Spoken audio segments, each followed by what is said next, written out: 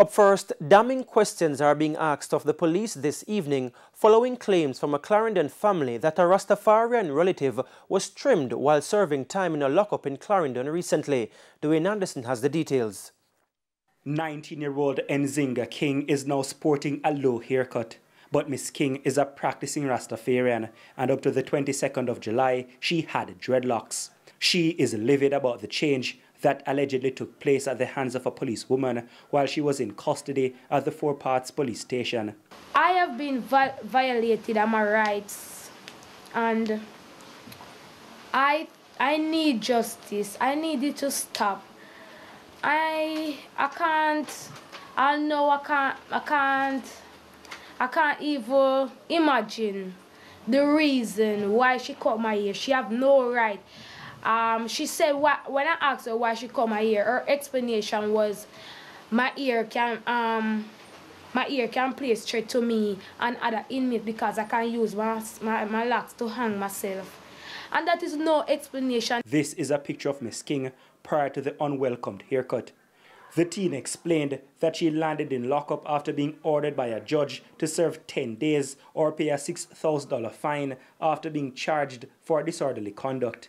The teen added that the charge is contentious because to her knowledge, she was charged for removing her mask in public. But when she went to court on July 22, the charge read out was about disorderly conduct. The 19-year-old explained that she was affected by the policeman's pepper spray while she was in a taxi in which a man and the police officer were involved in a physical altercation. The police officer during the tussle allegedly expelled the pepper spray in the taxi.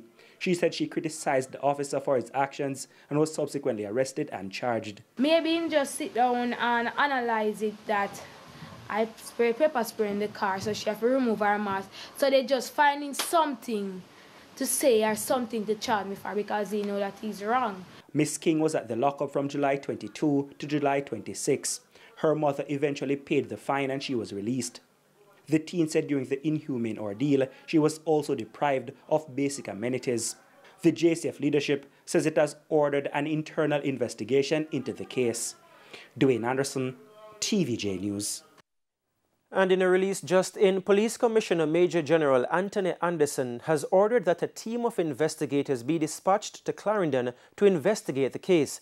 The commissioner said the claims of human rights abuses are very serious and any officer who is found to have violated a person's right in this way has no place in the modern JCF.